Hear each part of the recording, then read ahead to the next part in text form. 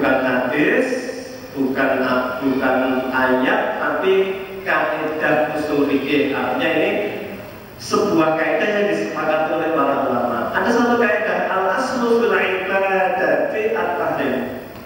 Semua bentuk ibadah itu haram dikerjakan. Illa madalal dalil ala wujubi, kecuali jelas ada dalil yang memerintahkan untuk dikerjakan. Jadi puasa itu haram. Kenapa menjadi boleh? Karena ada perintahnya.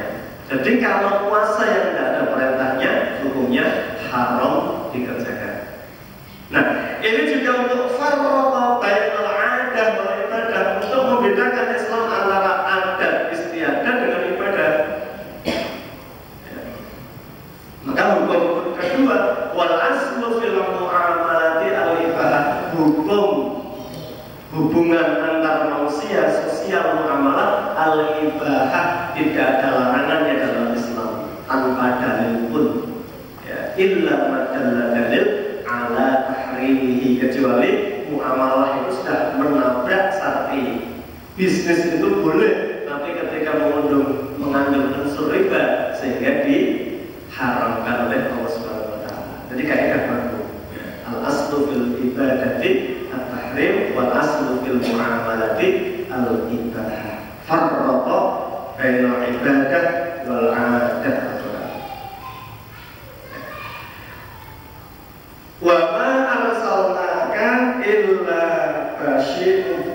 mubasysyiran wa nadhiran. Dan saya, kata Allah, mengutusmu Muhammad hanya untuk menyampaikan saja, baik kebaikan atau ancaman, siksa, pahala dan lain sebagainya.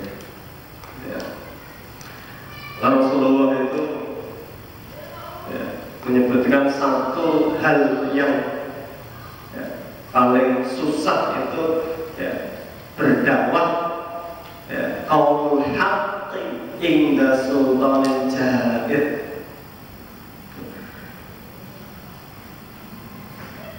Kata-kata yang paling berat itu dakwah di depan penguasa yang zalim untuk menyampaikan yang sesungguhnya, yang susah. Di zaman Imam Ahmad bin Hanbal ada satu akidah yang namanya Mu'tazilah. Hari ini Akalaniun, hari ini orang menyebutnya dengan liberal, yang selalu menggunakan logika atas setiap syariat. Di zaman itu ada akidah Mu'tazilah yang dengan kuatnya sekali itu melanggar hampir daulah atau khilafah Islamiyah. Saat itu adalah Abbasiyah. Semua penduduk itu dipaksakan untuk menerima madhab Mu'tazilah, bukan Ahlussunnah wal Jamaah. Satu madhab yang dipaksakan adalah harus mengakui Al-Quran adalah makhluk Allah, bukan wahyu Allah. Artinya kalau Al-Quran itu makhluk, diciptakan oleh Allah, bisa dengan kekurangan, bisa dengan kelebihan masing-masing layaknya manusia, hamba seperti kita.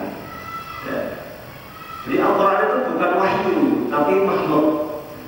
Bisa salah, bisa benar dan lain sebagainya. Semua dipaksakan, tak terkecuali Imam Ahmad bin Hanbal. Maka ketika para ulama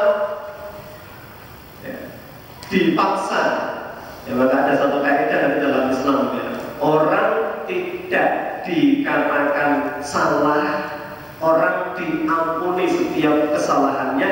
Tiga, yang pertama adalah al-jahlu, orang yang tidak ngerti atau bodoh. Yang kedua adalah mukrah, orang yang dipaksa.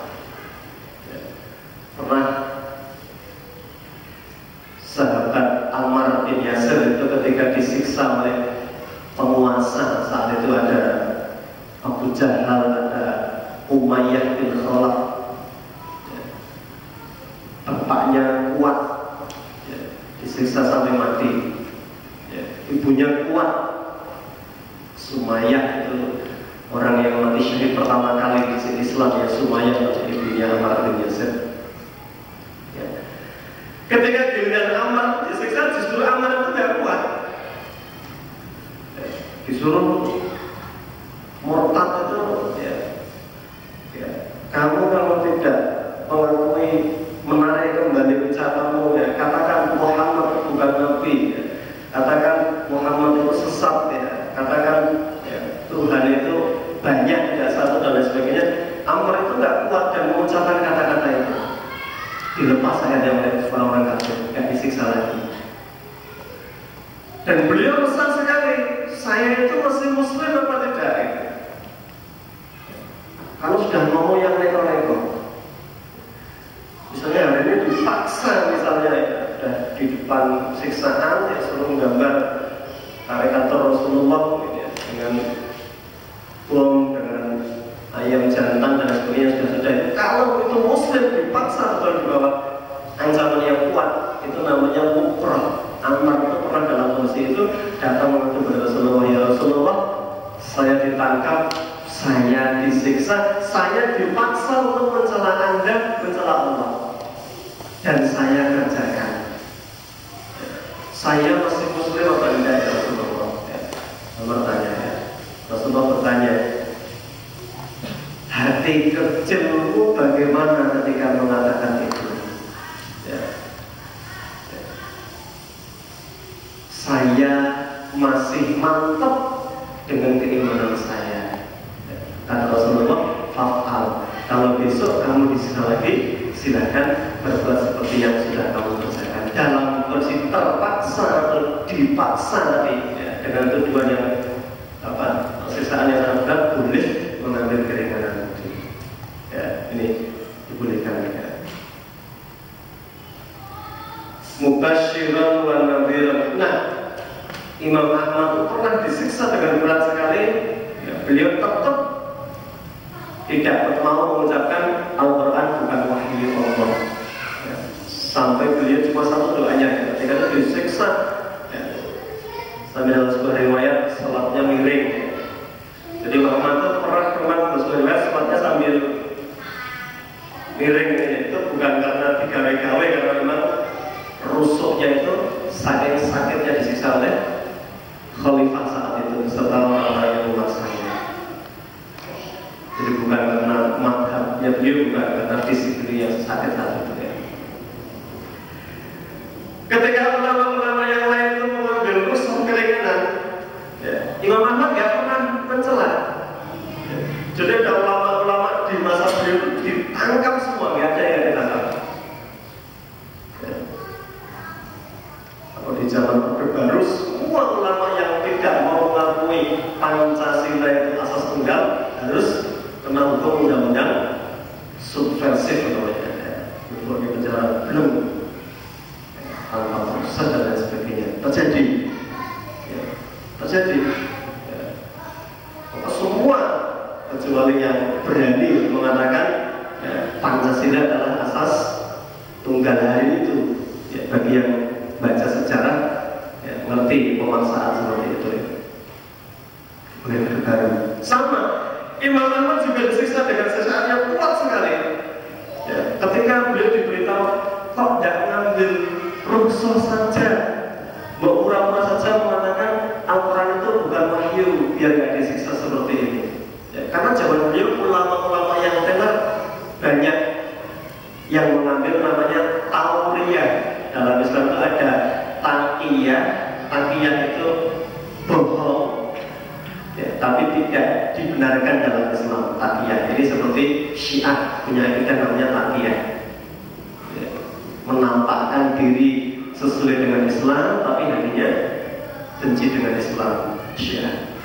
Ada yang kedua namanya tauriyah. Tauriyah itu wontak-atik kata demi menyelamatkan diri tapi tidak menyalahi syariat. Banyak ulama di zaman dulu ditangkap, dipaksa mengatakan, ya, kalau tidak mau mengatakan Quran itu makhluk, ya, kalau masih percaya Quran itu wahyu, kalian saya siksa. Ya, dipanggil satu. Apa pendapatmu? Ya, dalam pendapat disebutkan ulama yang hati-hati tapi nggak kuat siksa mengatakannya. Menyebutkan ini contoh tauriahnya. Allah menurunkan kepada para nabi beberapa kitabnya. Kepada Zabur, kepada Daud diturunkan Zabur, kepada Musa diturunkan Taurat, kepada Ibrahim diberikan Suhuf Ibrahim, kepada Isa diberikan Injil, dan kepada Muhammad diberikan Al-Quran. Saya yakin ya, bahwa 1, 2, 3, 4, dan 5 ini bukan wahyu, tetapi makhluk. Selama Quran itu nggak ada sisa. Karena dikira makhluk itu mengatakan khalifah atau penguasa yang kejam itu sudah dalam benaknya, oh ini ulama sudah tunduk karena mengatakan Zabur, Taurat, Injil, Suhuf, dan Quran adalah makhluk. Padahal yang dimaksud jari jempol, jari telunjuk, jari tengah, jari kelingking, dan jari manis itu adalah makhluk ya. Itu namanya tauriah dalam Islam. Imam Ahmad mengatakan, andai kata semua ulama mengambil tauriah, kapan kebenaran akan tersampaikan kepada umat? Sehingga beliau memilih tidak menggunakan tauriah meskipun boleh dalam kondisi seperti itu. Ya. Maka Rasul diingatkan, wa ma arsalnaka illa mubasyiran wa nadhiran. Kami mengutusmu untuk mengatakan kebenaran disampaikan, tidak lebih dari itu.